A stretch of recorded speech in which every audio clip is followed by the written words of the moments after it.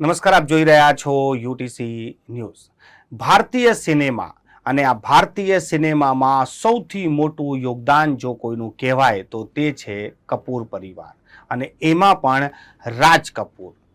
આજે રાજ કપૂરનો જ્યારે 100મો જન્મદિવસની ઉજવણી થઈ રહી છે ત્યારે સમગ્ર દેશમાં રાજ કપૂરની ચર્ચા છે. દેશના વડાપ્રધાન નરેન્દ્ર મોદીએ પણ પોતાના ઘરે કપૂર પરિવારને ઘરે બોલાવીને તેમની સાથે તેમને ચર્ચાઓ કરી છે. આજે અમે ધીરુ મિસ્ત્રીને બોલાયા છે અને અમે પણ રાજ કપૂર વિશે ચર્ચા કરીશું. આજે જ્યારે કોઈ અભિનેતા નેતાના ફેન્સની વાત આવે ત્યારે સોશિયલ મીડિયા પર એના લાઇક્સ અને કોમેન્ટની વાત આવે, પરંતુ જ્યારે સોશિયલ મીડિયા ન હતું, જ્યારે કોમેન્ટ અને લાઇક્સ ના હતા, તે સમયે પણ એક્ટરોના ફેન્સ હતા અને રાજ કપૂરના એક સૌથી મોટા ફેન્સ. એટલે આ પાગલપન રાજ કપૂરનો, અને આજે જ્યારે આખો દેશ 100 વર્ષ થઈ ગયા, કોઈ વ્યક્તિને 100 વર્ષ થાય અને આજે પણ એ જ પાગલપન, તો તમારા સમયનો જે પાગલપન અને હવે જે પાગલપન જુઓ છો, કેવી રીતે જુઓ છો, કેવી રીતે યાદ આવે? આ વાત છે ને, તમે મને 70 વર્ષ પહેલાં ધકેલી દીધો છે. તે વખતે જનક પાયલબાજી પિક્ચર આવ્યું હતું મહારાણી શારદાજી ટોકીઝ આપણા વડોદરામાં. તે મેં પિક્ચર 30 વખત જોયેલું અને મને ડાન્સનો ક્રેઝ લાગ્યો હતો અને મેં મ્યુઝિક કોલેજમાં ડાન્સ જોઈન પણ કર્યું, કથક ડાન્સ. એનીવે, પણ તે વખતે શ્રી 420 પણ રિલીઝ થયું હતું. તો મારો એક કઝિન બ્રધર ખરો ને, એ કહેતા શ્રી 420 જોયું ત્યારે જનક પાયલબાજીનો ક્લાસ થઈ, હું હોય જ નહીં, અને હું શ્રી 420 જોવા ગયો. પિક્ચર જોઈને પણ બીજે દિવસ ગયો, પણ ત્રીજે દિવસ ગયો. 5.5 આનાની ટિકિટ, થર્ડ ક્લાસની, સેકન્ડ ક્લાસની 10 આના, પછી ₹100, વોટ એવર. 30 દિવસ સુધી મેં પિક્ચર જોયું. દર્શક મિત્રો નહીં માને કે ભાઈ આવો કયો કરીશ કે 30 દિવસ થિયેટરમાં પિક્ચર જોવું. અત્યારે તો ઇટ્સ વેરી ઇઝી કે તમે મોબાઈલમાં જોઈ શકો કે યુટ્યુબ પર જોઈ શકો, વોટ એવર. પણ તે પૈસા ખર્ચીને 30 વખત, 30 days, 30 days I so that Shri 420. પછી આવારામાં મેં 30 વખત જોયું હતું. આ પણ કપલ ઓફ ટાઈમ જોયેલું. આ આવારા 420, શ્રી જાગતે રહો, જીસ દેશમાં ગંગા બહેતી, બધા પિક્ચરો તો જોયા જ. પણ 2 પિક્ચર તો મહત્વના, આવારા અને શ્રી 420. શોમાં શો કે મને શ્રી 420 આખો સાઉન્ડ ટ્રેક મળે છે, એનું મ્યુઝિક મળે છે, એના ડાયલોગ્સ મળે છે. એમાં એક ડાયલોગ તો બહુ, કારણ કે રાજ કપૂર વોઝ અ સોશિયલિસ્ટ. એની પાસે સમાજના દરેક જે અંગો છે એની જોડે ડાયરેક્ટ કોન્ટેક્ટ કરીને એ ફિલ્મ બનાવતો હતો. એમાં એક ડાયલોગ એવો છે કે પોતાના ગામથી બોમ્બેનો ચકાચોંધ સાંભળીને વાંચીને બોમ્બે જાય છે. કોઈને પૂછે પહેલાં જવાબ નથી આવતો, બીજા કોઈ જવાબ નથી આવતો, ત્રીજા જવાબ નથી આવતો. એક ભિખારી હોય છે મંદિર પાસે. ભિખારી, भाई तुम्हारे बम्बई में सब बहरे ही बसते क्या? तो भिखारी, बहरे भी और अंधे भी, इनके कान कुछ नहीं सुनते सिवा रूपों की झनकार के. ये बम्बई है मेरे भाई, ये बम्बई. यहाँ बिल्डिंगें बनती है पत्थर की और आदमी के दिल होते लोहे के. इनके कान कुछ नहीं सुनते सिवा रूपों की झनकार के. चल हट बाजू पर हट, धंधे का टाइम है. क्या पेलो भिखारी करो ना, पेलो मंदिरों में जाए धंधे का, पेलो धंधा, मुझे धंधा मिल सकता है तो जवान हो तो 24 घंटा काम कर सकता हूँ. राज कपूर कहते हैं. पढ़े लिखे हो, BA पास हूँ, ये रहा मेरा सर्टिफिकेट. ईमानदार हो, ईमानदारी के लिए मुझे सोने का मेडल मिला है, तो तुम्हें नौकरी नहीं मिल सकती. पढ़े लिखे जवान आदमी को नौकरी नहीं मिल सकती क्योंकि ये मुंबई है मेरे भाई, यहाँ सीधे रहने नौकरी नहीं मिलती है. अगर धंधा करा तो 420 बनो. 420? नो बाबा ना, वो तो मैं कर ही नहीं सकता, तो तुम्हें नौकरी नहीं मिल सकती. अच्छा ये बताओ, यहाँ कोई दुकान है जहाँ पुरानी चीज़ बेची या खरीदी जाती है? वो रद्दी वाले चाचा की दुकान, वहाँ पुरानी चीज़ बेची भी और खरीदी भी जा सकती है. राज कपूर ત્યાં જાય છે અને પેલો રદ્દીવાળો ચાચા बहुत मारे, भाई क्या है तुम? तो पेलो एकदम चमकी, क्या है? कि मैं मेरा ईमान बेचना आया हूँ. बेटा नरगिस आवे છે, हाँ बेटा तेरे को क्या है? कि मैं मेरा ईमान, मेरी विद्या बेचना आई हूँ. कमाल है, दुकानदार कैसे एक विद्या बेचना है, एक ईमान बेचना है. तो नरगिस साहब ईमान, जब ईमान बिक गया तो जिंदगी में रहा ही क्या? See, these are the dialogues written by K. Abbas. He was a communist. K. Abbas was communist. અને આવી વાતો લઈ લઈને કોમન મેન, હમણાં ઇન્સિડન્ટલી તમને એક વાત કહું, મારા વિશે પુસ્તક લખ્યું છે અમેરિકાના પ્રોફેસરે, નામ one and only common man Dhiru Mistry. એ રીતે આ રાજ કપૂર કોમન મેનને ટચ કરતો હતો. એવું શ્રી આવારામાં હતું, એવું જાગતે રહોમાં હતું. જાગતે રહોમાં એ આખા પિક્ચર દરમિયાન કશું બોલતો નથી, અને એક રૂમમાંથી બીજા રૂમમાં ત્યાં બધા ગંદવાળો જોવે છે, પોતાની બૈરીને ઘરે લે તો પતિ જોવે છે, પોતાની બૈરીને છોડીને પેલો દારૂ પીતો જોવે છે, રેસના ઘોડાનો નંબર બદલવા એ બધા જોવે છે. એ તો બિચારો નોકરી વાસ્તે આવ્યો છે અને લોકો એને ચોર સમજીને એની પાછળ આખું ગામ પડે છે. એ છેલ્લે ડાયલોગ બોલે છે, ખબરદાર એક भी कदम आगे बढ़े तो सर फोड़ दूंगा. गरीब किसान का लड़का था, नौकरी की तलाश के लिए आया था, प्यास से मेरी छाती फटी. अब चोर चोर क्या नहीं मैंने देखा इस दुनिया में. पत्ते बांटने वाले देखा, घोड़े का नंबर लगाने वाले देखा, क्या नहीं दिखा इसने. અને બધાને એકદમ શોખ લાગે કે ઓ નો, આ તો બિચારો ઇનોસન્ટ છે. એટલા પોલીસ આવે છે અને પોલીસ જેટલા પેલા કલ્પિટ્સ આવે બધા પકડી લે અને આ ધીમે ધીમે ધીમે જતો. See this is the concept of Raj Kapoor. પણ ધીરુ મિસ્ત્રી, તમે જે રીતે કહો છો કે તમે એકદમ એમના ગાંડા ફેન હતા, કોઈ દિવસ એવો મોકો મળ્યો કે રાજ કપૂરને રૂબરૂ જોયા હોય, મળ્યા હોય? 3 કાઉન્ટર્સ, 3 વાર. પહેલી વાર તો હું જ્યારે ગાડો હતો ને ત્યારે એક વાર બોમ્બે ગયો હતો એને જોવા વાસ્તે. તો ચેમ્બુર ગયો, ચેમ્બુર. તો ત્યાં સામે જાગૃતિ સ્ટુડિયો હતો, તો ત્યાં એક જાડો માણસ બેઠો હતો. એ કોણ હતા? ભગવાન દાદા, એક્ટર, પેલા પિક્ચર ડાન્સ કરે તે. મેં કહું સાહેબ એ આરકે સ્ટુડિયો, એ તો આરકે સ્ટુડિયો સામે તો હે. હું પાછળથી ઘૂસ્યો. હવે તો કે કનૈયા પિક્ચરનું શૂટિંગ, આ 57ની વાત છે, 1957ની. કનૈયા પિક્ચરનું શૂટિંગ ચાલતું હતું, એનો શોર્ટ રાજ કપૂર એટલે ચાલતા ચાલતા આવતા હતા. હવે હું એની એક્ટિંગ મિમિક્રી કરતો હતો, એટલે હું બી એની જેમ ચાલતો ચાલતો જઈશ. એટલે એમ તો કે સર મારે જેવું ચાલે છે કોણ એકદમ એકદમ આટલો પાસે આવી ગયો ને. Prince of Rajchula have convert their regards to you, એની કોપી કરી. મેરે બી રિગાર્ડ્સ ઓછી લઈ દીધી. મને કહ્યું આવડી જાય એટલે શું ગમે ઠોકી દીધું. Prince of Rajchula have convert their regards to you, मेरे भी रिगार्ड्स. साहब बड़ौदा से आया हूँ, अगर स्टूडियो देखने को मिल जाए तो. खैर एनो सेक्रेटरी, ऑफिस सेक्रेटरी, પછી તે પ્રોડ્યુસર પણ થયેલા, જરા ઇनको સ્ટુડિયો દિખા દેના. That is how I saw the RK studio. આ વખતે કનૈયા પિક્ચરનું શૂટિંગ ચાલતું હતું, એનો એક શોટ આખી દુનિયાને કોઈને ખબર નહીં હોય. બરાતનો શોટ હતો, લગ્નનો. એક ફ્રેમમાં ખાલી પડતું, ખાલી. તો કેમેરામેન કે ભાઈ યહાં ખાલી પડતા, કિસી को बिठा दो. એક્સ્ટ્રા આર્ટિસ્ટ કોઈ હતો નહીં, રાજ કપૂર પોતે બેસી ગયો. આ કોઈને ખબર નથી રાજ કપૂર આટલો મોટો હીરો, કારણ કે એનો બેક શોટ હતો, એટલે કોઈને મને ખબર છે કે ત્યાં રાજ કપૂર ત્યાં બેઠો હતો. એટલે કહેવાનો મતલબ શું છે કે એ વોઝ, મને કોટ યાદ છે રાજ કપૂરનું. આપણે ઘણા લોકો ભાઈ ભગવાનની 24 કલાક ભગવાનનું નામ લો, કે આ કરો તે કરો, છોકરાઓ પાસે કરો, ફલાણું કરો. હી વન્સ સેડ, એકવાર એ બોલેલો કે I drink cinema, I eat cinema અને આઈ સ્લીપ સિનેમા. 24 કલાક સિનેમામાં જ રહું છું અને બીજું કશું ખબર પડતી નથી. સેકન્ડ એન્કાઉન્ટર એવો થયો કે 62માં યુરી ગેગેરિન, વર્લ્ડ સ્પેસ મેન, આખી દુનિયાને જો પહેલી જોઈ હોય પૃથ્વીને તો યુરી ગેગેરિન જોયેલી. અને મહેબૂબ સ્ટુડિયોમાં એનું રિસેપ્શન રાખેલું. મહેબૂબ ખાન ડાયરેક્ટર, મધર ઇન્ડિયાના ડાયરેક્ટર. દુનિયાની ફિલ્મ ઇન્ડસ્ટ્રી બધી હસ્તીઓ આવેલી, જયંત આવેલો, પછી રાજકુમાર એક્ટર આવેલો, બધા ટોપ દિલીપ કુમાર, બધા સન ઓફ ઇન્ડિયાનો સેટ લાગેલો. અને યુરી ગેગેરિન હતો, બધા તાળીઓ પડે. એટલામાં રાજ કપૂર આવ્યો. તો તમે લોકો નહીં માનો સાચું, બટ જો રાજ કપૂર આવ્યો ને એટલે યુરી ગેગેરિન ઉભો છે, આવારા હું. You was so famous in Russia, કારણ કે એનું આવારા પિક્ચર ત્યાં આગળ એટલું પોપ્યુલર થઈ ગયેલું કે રાજ કપૂરને યુરી ગેગેરિન ઓળખતો હતો. યુરી ગેગેરિન તો આખી દુનિયા ઓળખતી, પણ રાજ કપૂરે યુરી ગેગેરિન પહેલાં ઓળખ્યો.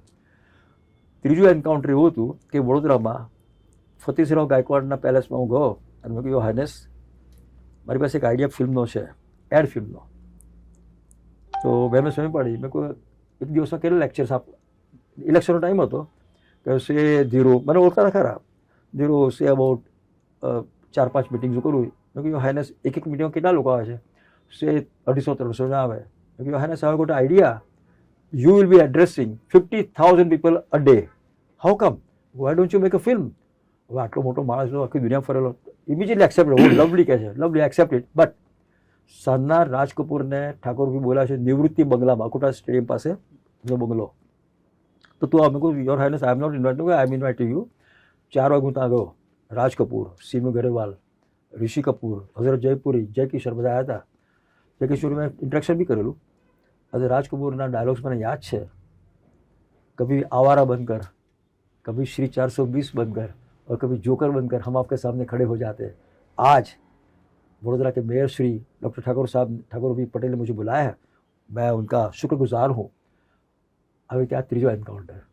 અને પછી તો શશી કપૂર બી મળેલો હું. શમી કપૂરના એક ફિલ્મમાં તો હું જરા સાઈડ પર ઉભો રહ્યો જાણે જોઈને કે કયું પિક્ચર ભૂલી ગયો છું. એટલે મને તો આઈ એમ ટોટલી મેટ કમિટેડ. કારણ એનો જે ડાયલોગ છે ને, આઈ slip cinema, I drink cinema, I eat cinema, it is ultimate. સાહેબ, તમે અત્યાર સુધીમાં એમની યાદો જણાવી, એમના કિરદારો તમને યાદ છે. તે સમયના ફિલ્મોના ફેન્સ અને અત્યારના સિનેમાના ફેન્સ, અત્યારે પણ લોકો પાગલ થઈ જાય છે. અત્યારે બી લોકો, હાલ જ એક ફિલ્મ આવી છે પુષ્પા 2, તમે સાંભળ્યું હોય તો, એટલી બધી ભીડ કે એક મહિલાનું મોત થઈ ગયું. એ સમયના હીરો ને અત્યારના હીરોને કેવી રીતે જુઓ? સી, અત્યારનું જે છે ને, ઇટ ઇઝ અ ટેમ્પરરી. જે પહેલાં જે હીરો વર્શિપ હતું ને, ઇટ વોઝ લાસ્ટિંગ લોંગ. એનો સમય મર્યાદા બહુ લાંબી હતી. અત્યારે તો આજે જોયું ને કાલે ભૂલી ગયા. કારણ કે અત્યારે મીડિયા એટલું થઈ ગયું છે કહેવાની વાત નહીં. એક જમાના હું ડોક્યુમેન્ટરી બનાવતો હતો તો 10 થી 15 મિનિટ બનાવતો. અત્યારે 15 મિનિટનો કોઈ ટાઈમ જ નહીં જોવાનો. ફાસ્ટ, વેરી ફાસ્ટ, ધડા. તો એ જમાનામાં હીરો વર્શિપ હતું. એમાં એક વિક્ટીમ હું પણ છું. અને એવા ઘણા લોકો હતા કે જે, ફોર એક્ઝામ્પલ શબીર કુમાર જ્યારે મોહમ્મદ રફી ગુજરી ગયા ને, ત્યારે વેન્ટ ટુ બોમ્બે. અને એના કબ્રસ્તાનમાં શબીર કુમારની કંઈ ઘડિયાળ કેવું કુછતા એના ડેડ બોડી પાસે પડ્યું છે. ક્રેઝ તે વખતે હતો, પણ તે વખતનો જે ક્રેઝ હતો એ અત્યારના ક્રેઝ કરતાં બહુ જુદી જાતનો ક્રેઝ હતો. સાહેબ, એક ચર્ચા સમાજમાં એ પણ ચાલી છે કે હવે ફિલ્મો એવી થઈ ગઈ કે પહેલાંના ફિલ્મોમાં એવું હતું કે કેરેક્ટર નક્કી કરતું હતું કે હીરો કોણ છે અને વિલન કોણ છે. એટલે એના જે પાત્રો હોય, જો એ નાયકના પાત્ર હોય તો એ નાયક છે, અને ખલનાયકના પાત્ર હોય તો ખલનાયક છે.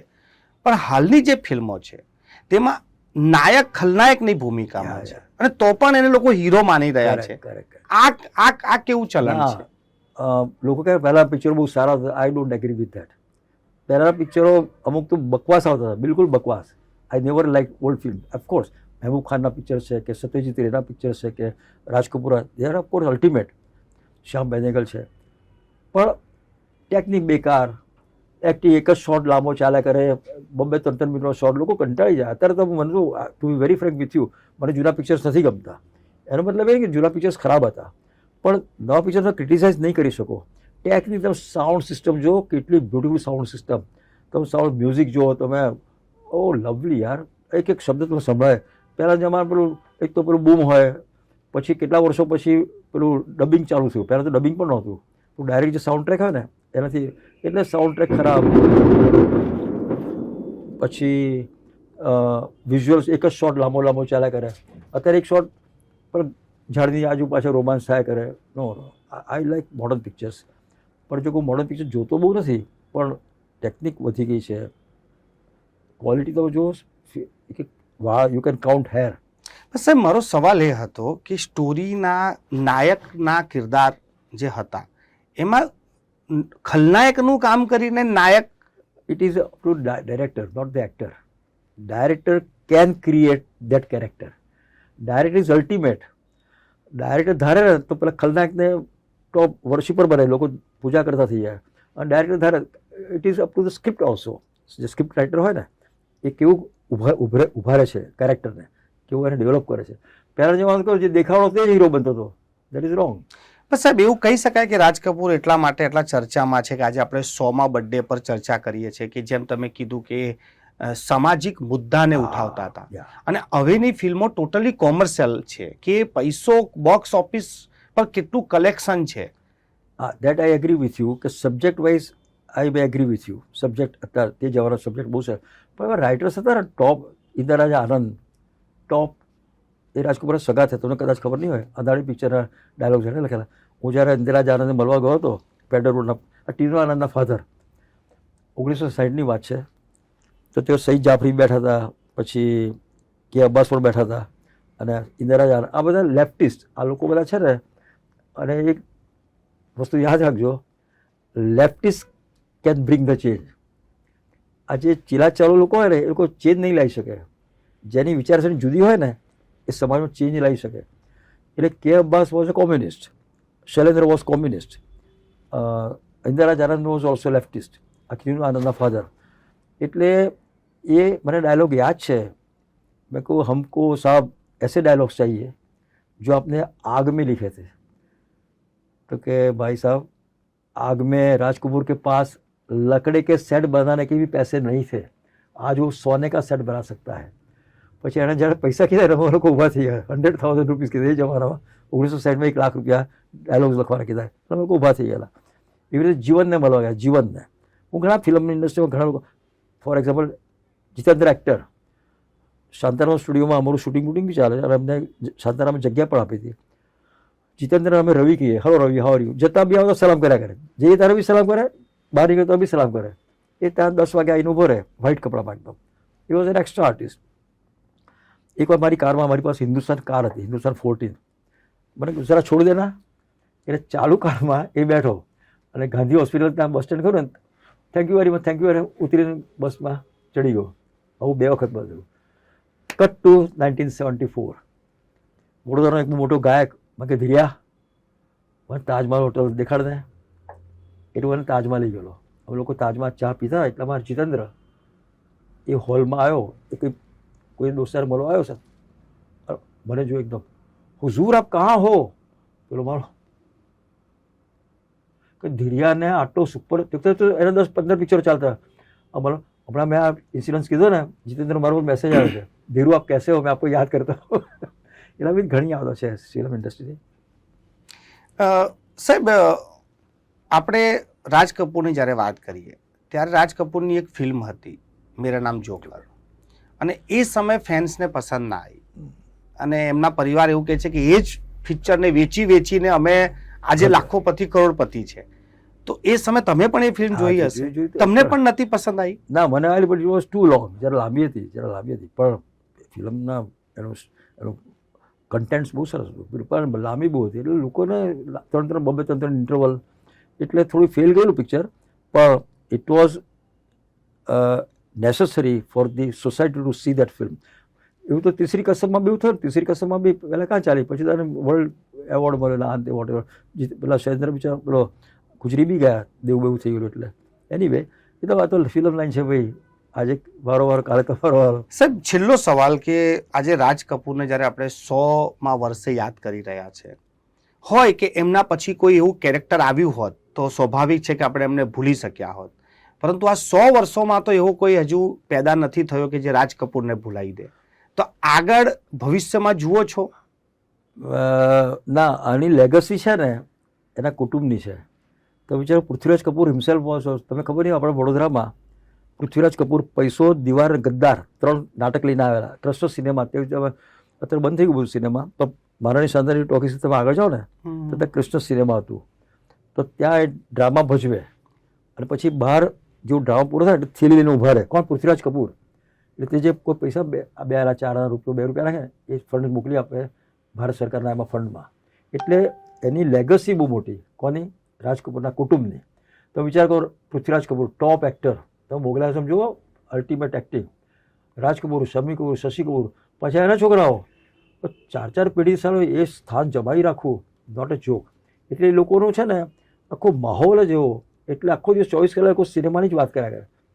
મારી વાત કરું, મારે ડોક્યુમેન્ટરી, અમારે ઘરે ડોક્યુમેન્ટરી છે. મારા બંને છોકરા અને છોકરો અત્યારે કેનેડાથી ડિપ્લોમા લઈ આવે છે. એટલે કહેવાનું મને શું છે કે માહોલ એવો હોય ને એટલે ચાલ્યા કરે. પણ કપૂર ફેમિલી એટલે કપૂર અલ્ટિમેટ. મેં તો કાલે જોયું એટલે મેં સોશિયલ મીડિયામાં લખ્યું છે કે lettuce make a bonding of family. આવું બોન્ડિંગ મેં જોયું નથી. કપૂર ફેમિલી તમે કાલે જો, પ્રાઇમ મિનિસ્ટર પણ બધાને બોલાયા, કેટલું માન કહેવાય, કારણ કે એનું યોગદાન છે સમાજ પ્રત્યે.